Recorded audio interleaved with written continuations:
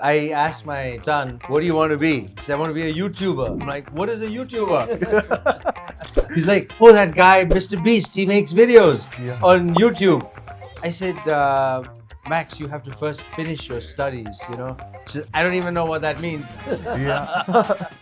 So when we started out, right, we were a direct-to-consumer brand. The first thing that we did when we thought of the idea that we'll be doing short-form news content will be that we started a Facebook page. Within 2-3 weeks, our entire college campus and my co-founders' college campuses started following the page. On social media, if you are able to leverage the format really well to distribute your brand and your value proposition, I think it's a great place to start. Hello, friends. B-Cubed in this episode brings to you a very interesting subject of great contemporary relevance. It is social media and direct-to-consumer marketing. For this, we have a very special guest, somebody who's done remarkably well in whatever he's doing. You'll get to hear about that. So that is Deepit Purkayast. Deepit, welcome to the show. Thank you for being here with us. Thank you for inviting. So Deepit is the co-founder and CEO of Inshorts. Now, what is Inshorts? Inshorts is, to begin with, India's highest rated #1 short news app with over 10 million active users. It became operationally profitable only within 5 years. It is trusted by over 1,000 brands for award-winning marketing campaigns and content partnerships.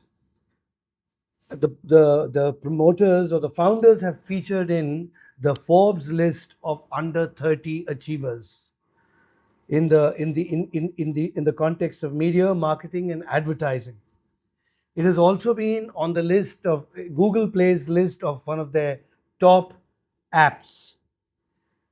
They've been the winner of MAI award for innovative applications. So Inshorts is one of India's most read digital news apps.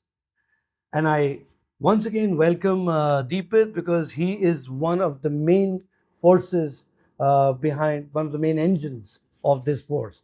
So Deepit, my first question to you would be, why has there been a sudden explosion in the last few years of social media marketing? I mean, there's a huge traffic all of a sudden. It's the graph is shot up. Why? Yeah, so I think first of all, I thank you for the opportunity to be present here with likes of Mr. Javed and Mr. Sabir Bhatia. It's an honor to be here. So with respect to social media, I think what is the fundamental urge that I feel social media solves for community at large people is that they feel that they are able to express themselves more freely. Multiple formats are out there and they can get their own niche audiences. The traditional way of expressing yourself, which was offline, was very, very limited. It was not scalable. It could not be scaled to tens, thousands of users overnight or over weeks, right? And that is where the fundamental urge of people came, and which was kind of leveraged by social media platforms to create the behemoths of platforms that we know. Obviously, wherever there are eyeballs, there are marketers, right? So marketers started figuring out that how can we leverage this platform, which is getting so much of people's attention, to kind of serendipitously appear in people's minds and in their people's mind space, right? So I think the way brands want to appear in people's mind space through social media is very different from any other media, and it is very serendipitous and it feels personalized. So I think that is why we are seeing more and more social media marketing happening. Sabir, what's your take? My take is obviously the creation of the iPhone and phones, which capture media, have a lot to do with the explosion of social media. Now, people no longer are interested in stories told by other people. like newspapers or magazines. These are personal stories of our own families and friends and get-togethers and parties and social events that we go to. So that led to the creation of enormous amount of content, first of all, and then all this content had to be displayed somewhere. So the best place to display it is to your own circle of family and friends. And once that got started, obviously, then there was, people started monetizing this phenomenon of personal story creation with direct to consumer and very customized messages that they could give to end consumers. Uh, because that's the best way to reach an audience. You've got almost the whole world on social media, you know, reading some story of their family or their friends, liking something, commenting on something. It's the perfect, mix of ingredients for all of, marketing to switch from traditional channels to this online channel. And of course, coupled with all of this is a proliferation of bandwidth in a country like India, where now over 700 million people have a smartphone. So that creates a huge market and an audience of people willing to consume data. So, which are the social media platforms which are actually, more on vogue in India? I would say if WhatsApp is not primarily a social media, but it's being used as a social media in India. But apart from that, I would say YouTube is pretty big. I would say Facebook and Instagram are pretty big. And over and above that, I would like to say public app is also pretty big, but we'll come to that later. But yeah, so I think there are these large social media platforms which have made pretty big in India. Mostly these are products of big tech companies that are prevalent in India, and they have localized themselves a lot in terms of the offerings and the content and the creator base that are present on these platforms. And I also think there is an age-based segmentation of these social media platforms. Yeah. I mean, Facebook is now for old people. It's no longer, the youngsters no longer use Facebook. And that was a phenomenon that actually started in the US. Snapchat was Yeah. born only because kids didn't want to be on the same social media platform as their parents. Yeah. They didn't want their parents to figure out what they were doing. And then, of course, with the introduction of Instagram, which originally came about as a a company that offered you multiple filters Yeah. on your photographs, so that you could change your photographs on the fly, make them black or white, change the color scheme. That was the genesis of Instagram. And of course, now Instagram is turned completely to video and video based kind of. But I think the younger age groups tend to use Instagram more, and the older age groups obviously are like Facebook centric. So, this is like your Apple, where you worked once upon a time. I know the Apple has. They came for a different reason and they evolved. over Apple time. was, yeah. Apple is just a company that is makes emotional connections with people.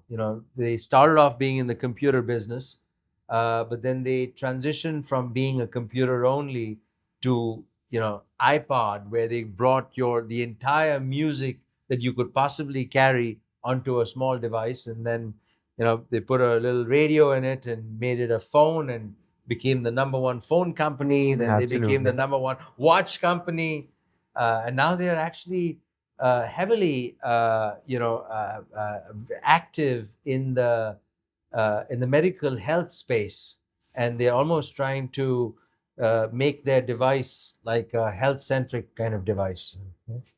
So, this Deepit, this entire, matrix of communications, public communications, has changed in character, course, everything. Yeah. And the entire geometry between who's communicating to who, target audiences, everything is all undergone a huge change. But there's something called influencers, right? Yeah.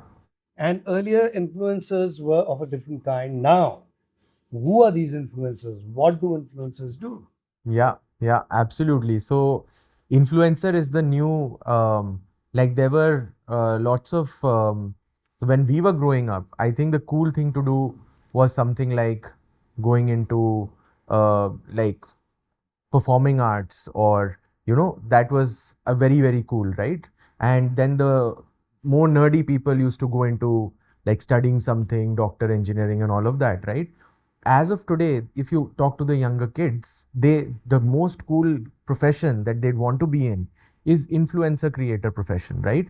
And it's not like those influencers are just creating very low value shallow content. A lot of those influencers are creating content on social media, that is social media first. This content is not present anywhere else. It is first born and distributed on social media. So it's designed, optimized, packaged to be picked up by the algorithms of social media platforms to distribute itself well. Secondly, all influencers have gradually tried to understand that how do they curate communities around their content, right? So basically, every influencer, if they are worth their salt, they will try to pick a niche and become the top influencer of their niche, right? And and it's becoming more and more popular. Obviously, it started with people creating a lot more wider content that is more widely acceptable, like performing arts or dance videos or um, cute cat videos or baby videos, right? But gradually it all started becoming more and more serious. As of today, I see influencers who are giving stock recommendations. I see influencers who are doing financial literacy. I see influencers who are doing skills, imparting of skills, right?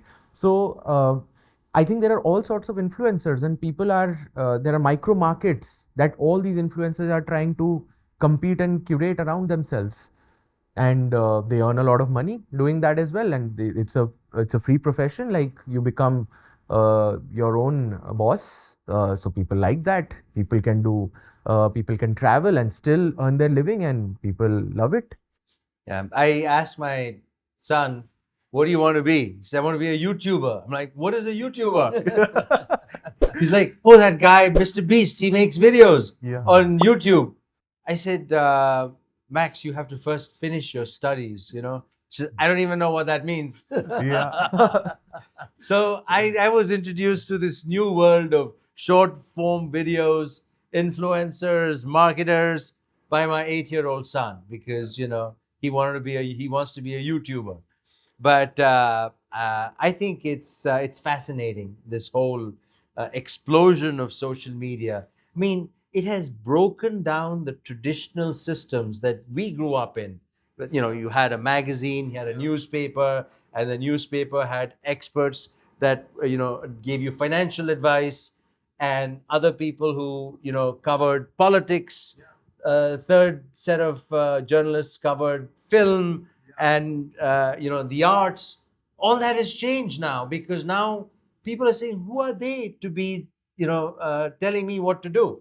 I will find my own leader, if you will, or influencer that I choose to follow. It's a free world, right?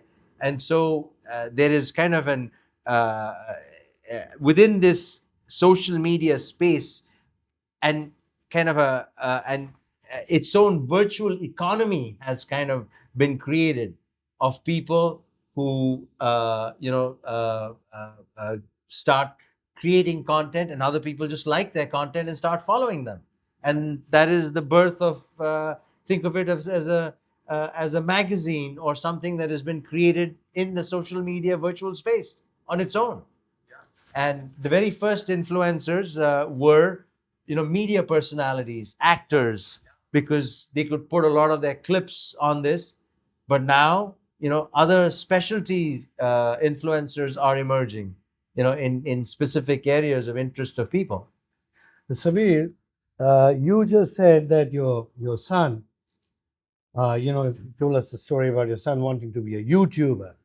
Did you for a moment think that you might now like to be a YouTuber himself? You've done enough of innovation. You brought in the free email, put it on the World Wide Web. but now there's something better to do. It's a new concept. I'm just a novice in this business. But I'm trying to I'm following his advice, you know. The world has turned. And turn around, yes. Deepa, what exactly is direct to consumer, DTC brand? I mean, Yeah. what is this? And So I think what happened was that, like, content creation became democratized, selling and the concept of selling also became democratized in a parallel layer because of e-commerce platforms, right? And platforms like Shopify, right? So Amazon, Flipkart, Shopify, all of them brought different formats through which people could start selling online, right? Obviously, a platform versus your own online retail store on Shopify has different economics, but ultimately, what is happening is that the platform discovers about your brand online, most likely in a social media, on social media, either through an ad or an organic post. Then they look you up that, okay, what is this brand? Is this some new suitcase company, right? Or is this some new very, very cool shirts company? Or is this, oh, this is very trendy design, right? In terms of clothing, or it could be books, it could be anything else, it could be some gifting options, right? So brands started selling all of this. The entire discovery of their products started happening online, and the purchase started happening online, right? So D2C brands are companies who are kind of doing their first discovery and purchase element, completing that entire journey online. You don't have to walk into a retail store. You discover the brand online, you build trust on the brand online, you purchase online, and then it gets delivered to you. Just in case what you thought was the value of the product, it doesn't turn out to be real, a lot of them will give you free refunds as well, right? So they have actually made it very, very easy to return clothes, right? Like, clothes shopping was a big problem. And initially, the main problem was that in case something doesn't fit my size or something, how will I still cross over the barrier? But as of today, I see my siblings purchase things online, probably in, like, they order 5 sizes so that they could return 4 and just keep the one they want. And they are doing all these things. And this is a new behavior, completely new behavior, right? Which never happened before. And I think also the other thing is the pace of innovation has picked up. You know, traditional brands like a Nike or I don't know, Lululemon or whatever else, you know, cannot innovate its like product cycle that Yeah. quickly. You know, once a year they Yeah. introduce a new product, or once every 2 years, or once a season, or whatever. Whereas now these online direct to consumer brands innovate almost on a weekly basis. I have bought a bicycling helmet that is fitted and tailored to my head exactly. They sent me some calipers.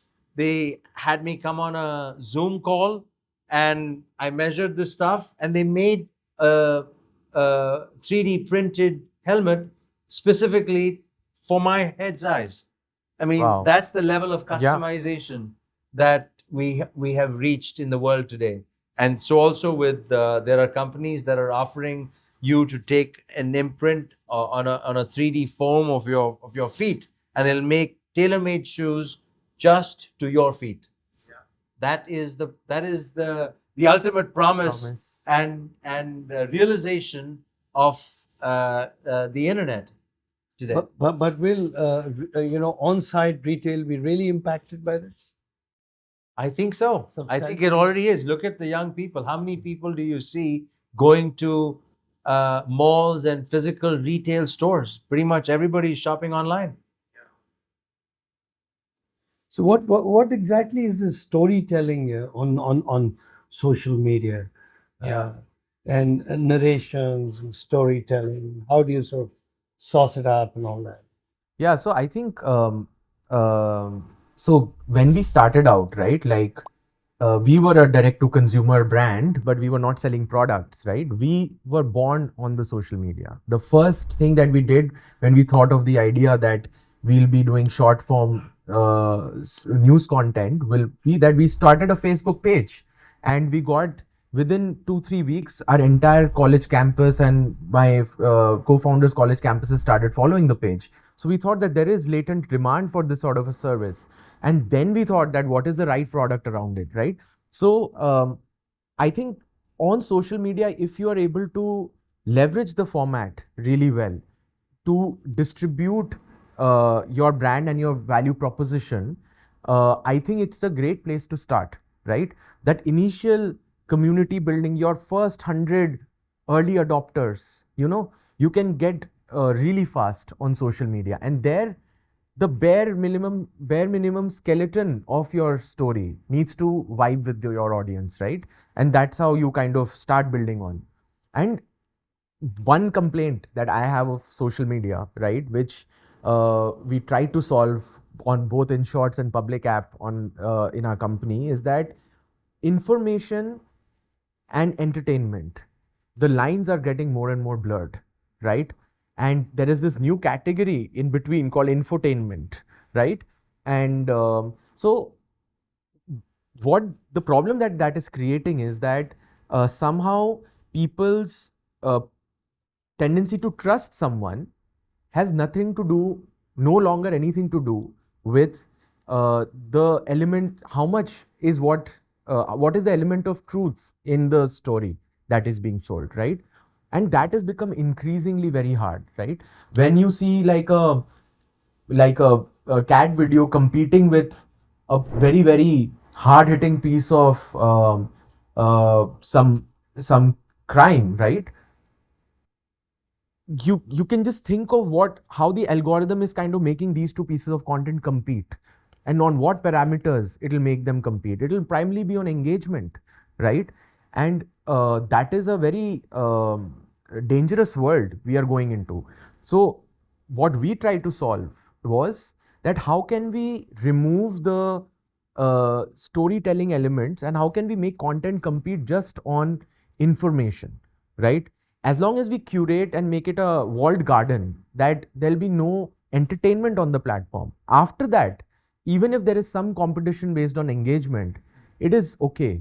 But if you're making entertainment content compete with so-called information content, then there's no way you are coming onto the other side where you've not compromised on the information element. You'll always compromise, you'll always make basic human emotions win, which is the primordial emotions win. So that's what social media is doing right now. So I think storytelling, if we just dissect what storytelling means in terms of information, probably something which is more documentary, something which is more educational, something which is more infotainment versus something which is purely entertainment, we need to understand what are we really incentivizing here, and what is the algorithm incentivizing here. So one of the things clearly is data and analytics. There's so much of data that is attendant to this D2C, communicate. Now, tell us about your Inshorts. Yeah. A very interesting story and a very interesting product, obviously. Tell us something about Inshorts. So, as I said, we started back in 2013 with a Facebook page, got initial traction, launched our smartphone app early on. That was the initial days of internet penetrating in India and the mobile phone becoming the primary mode of consumption. And the innovation that we did on the short format was that people in general were not reading news as much as they should have, right? And we saw in our peer group as well that people were not reading so much of information and news, right? So as the new formats of consumption were emerging, we saw that most of the players in the market were just dumping content online, and they had not really innovated on what format and what browsability and what brings ease of consumption to this category of information content, right? So we designed the right experience around it, that how do you make information consumption easy, and in fact to today, as of today, we get consumer feedback that it's addictive, that information consumption can also be addictive. I think it was not known that much earlier, right? Especially on digital products and social media products. So as of today, we have short form content on Inshorts, which is sourced from and created by independent publishers. And we have creators also, influencers also, information influencers who are creating content and kind of imparting educational content to people. The second app that we launched was in 2019. This was just 2 years after Inshorts became profitable. Was Public App. Public App is kind of, think of it is like a hyper local Twitter and video first, right?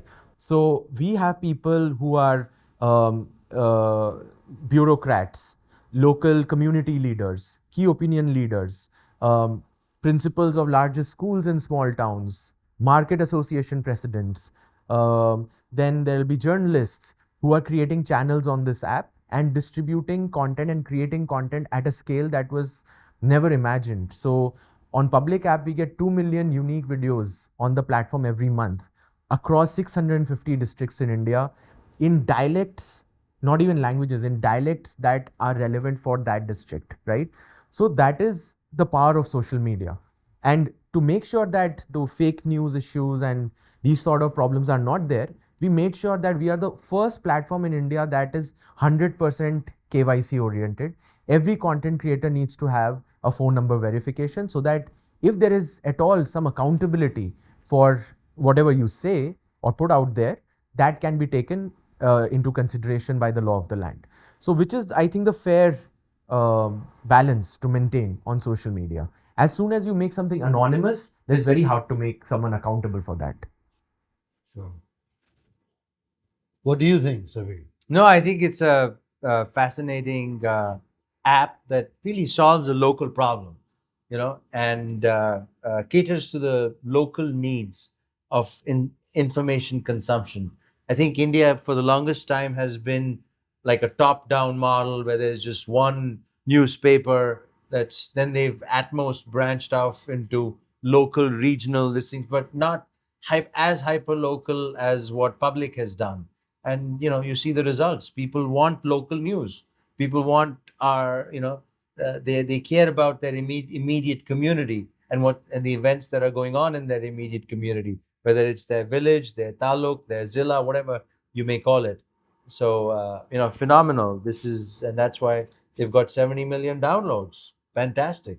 70 million active users. Active users. Yeah. So downloads are even more. Yeah, so about 300 million downloads. There you go, 300 million. That's like almost half the entire internet population of India, which is brilliant. Brilliant. Wonderful. So, given the time constraint here, Deepit, we could have actually sat here and spoken to you a lot more about what you're doing and about this whole, subject that we are dealing with. But unfortunately, we have to bring this to an end. And breaking boundaries with Savir Bhatia. This is yet another boundary, and we hope to have you in some other one of our episodes later. Absolutely. Thank you very much, friends. Should you have any question that you wish to ask Savir or Deepit, please download the BCube Showreel app from Play Store or App Store. Put your question on that, and be rest assured that your questions will be answered. Thank you for your time. Thank you, gentlemen. Thank you. It's an honor to be here. Thanks a lot. Thank you. Thank you. Thank you. Thank you.